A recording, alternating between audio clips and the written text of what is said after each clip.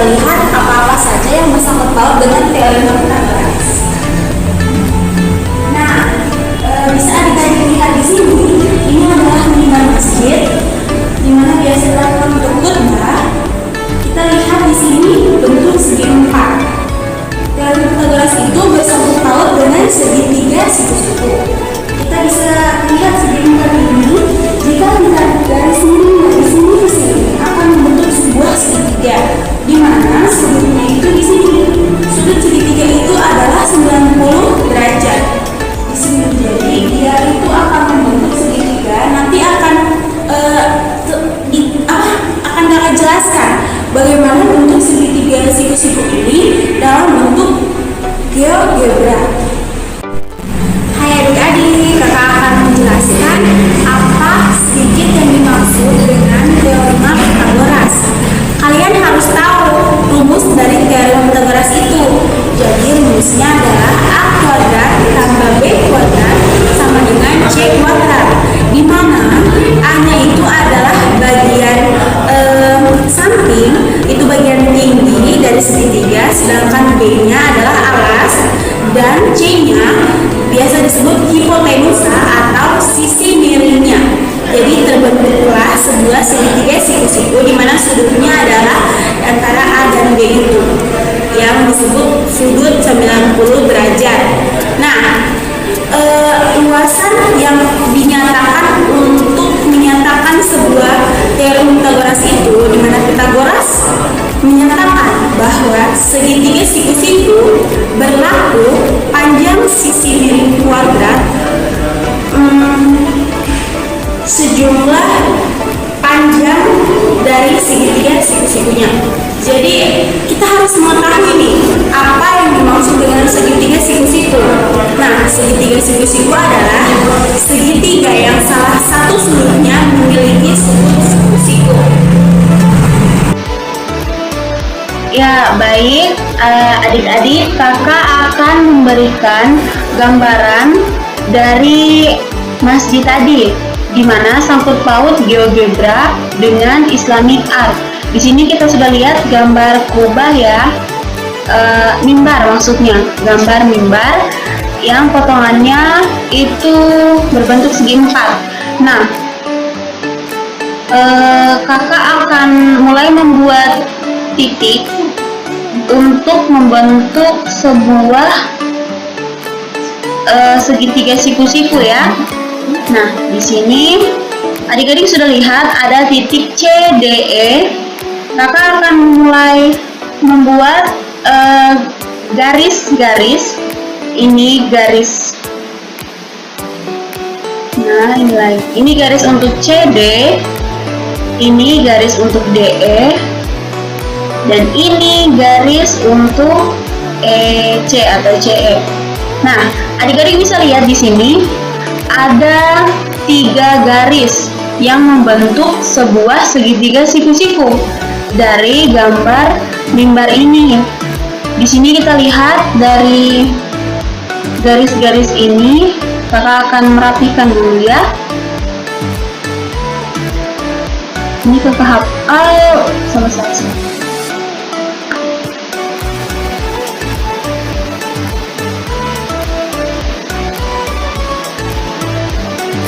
Nah, adik-adik sudah lihat ini. Jadi dari gambar segitiga ini bisa dilihat bahwa ini adalah bagian dari, kita misalkan ini adalah garis A, ini B, dan ini C. Jadi sisi miring ini biasa disebut hipotenusa atau C kuadrat. Kakak akan menuliskan bentuk rumus teorema Pythagorasnya. Jadi rumusnya itu C kuadrat sama dengan A kuadrat ditambah B kuadrat. Nah, ini adalah rumus sebuah teorema Pythagoras. Jadi rumus teorema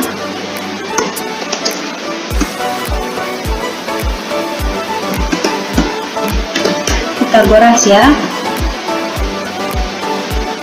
Adik-adik bisa lihat dari rumus di bawah itu ada sangkut pautnya dengan ini. Nah, kita lihat siku-sikunya itu di sini, di D, siku-siku 90 derajat. Sedangkan ini kan yang akan dicari. Kita misalkan berarti kita akan misalkan bagian A itu atau I di sini itu F-nya atau CD-nya itu adalah 3 cm ya. Nah, di sini. Di sini 3 cm. Untuk yang bagian DE itu kakak misalkan adalah 4 cm.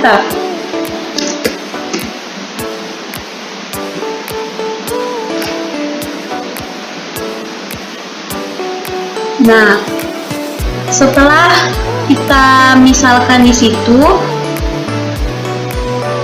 kalian sudah tahu berarti ini CD itu memiliki 3 cm. Untuk DE adalah 4 cm. Sedangkan C ke E-nya itu belum memiliki berapa itu sisi panjangnya atau sisi miringnya di sini berapa, belum diketahui. Disinilah ada sangkut paut dari rumus ini, C kuadrat sama dengan A kuadrat tambah B kuadrat untuk mencari C-nya atau hipotenusa atau sisi miringnya. Nah, kakak akan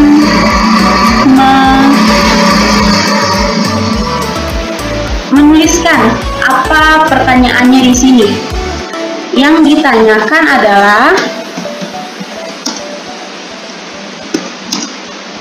berapakah jumlah sisi CE? Berapakah panjang sisi miring atau sisi CE? Sisi miring lah, atau terus sisi miring CE.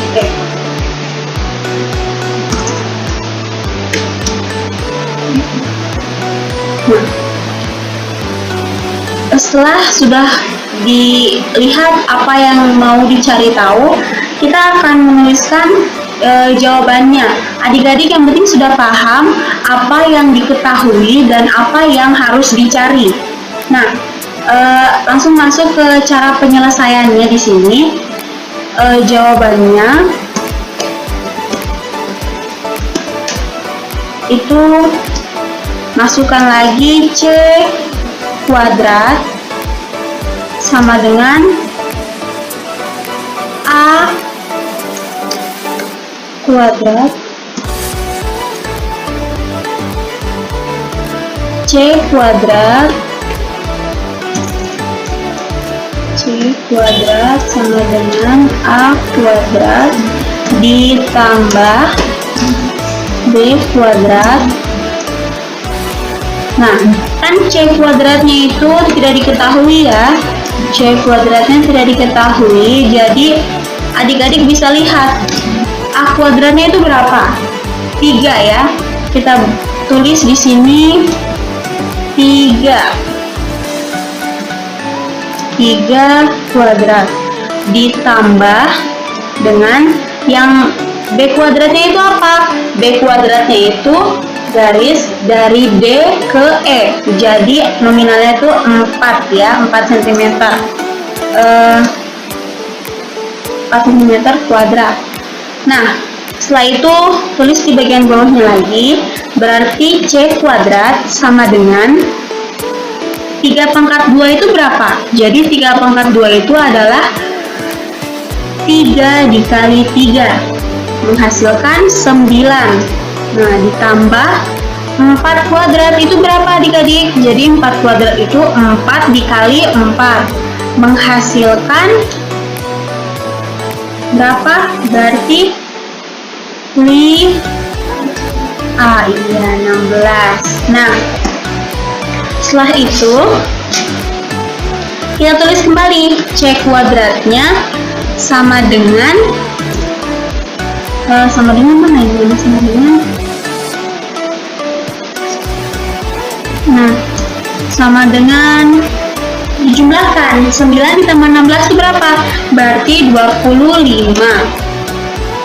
Kan ini masih dalam bentuk keadaan kuadrat ya C-nya. Untuk mencari dan disamakan itu berarti C-nya harus tidak ada kuadratnya. Jadi di sini kita buat menjadi C kuadrat itu sama dengan akar ya, akar. Nah, untuk untuk membuat C itu menjadi tidak kuadrat, berarti C-nya itu dipindah ruaskan. Kuadratnya dipindah ruaskan. Jadi dari yang tadi C kuadrat 2, C pangkat 2 atau C kuadrat itu menjadi C, hanya C saja, sama dengan kita tuliskan akarnya.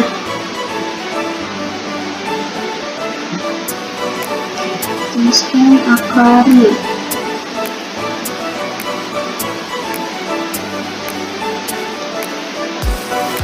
Tuliskan akar dari 25.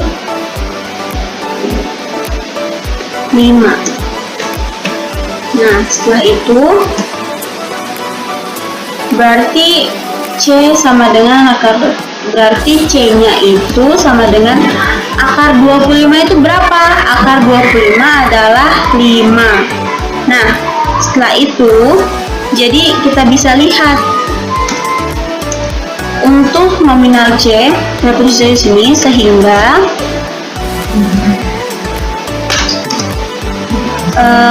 kita mendapatkan panjang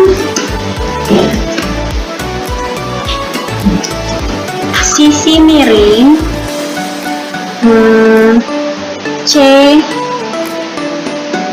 CE itu adalah berapa tadi adik-adik? Adalah 5 cm. Nah, setelah kita lihat di sini,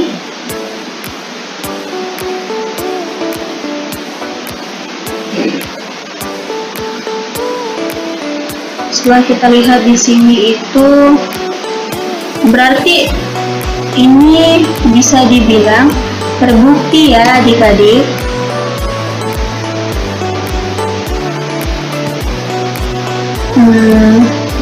Kakak akan merapikan dulu bagian bawahnya ini.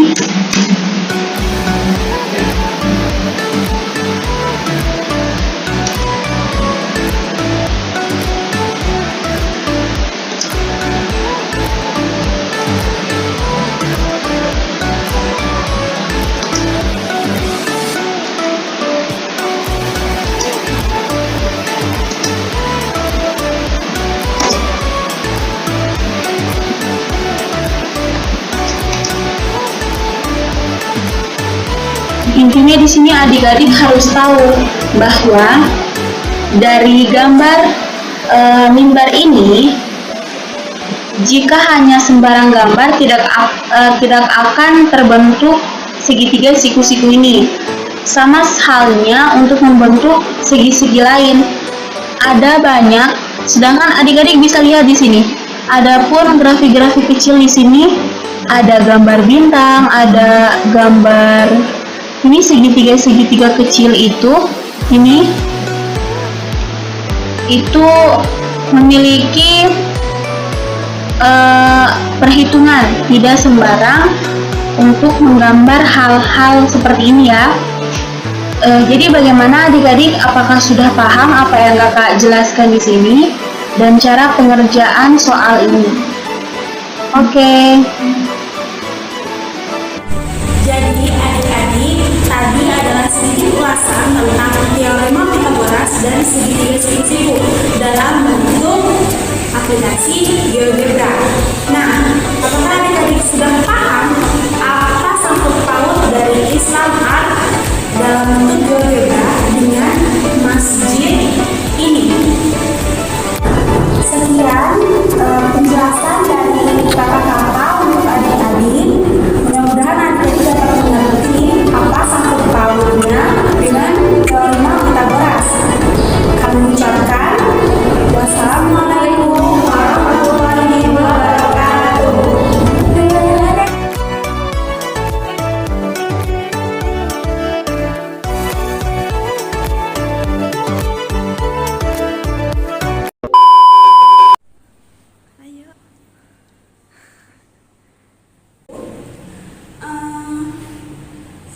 Nah, rumus dari segitiga, kalau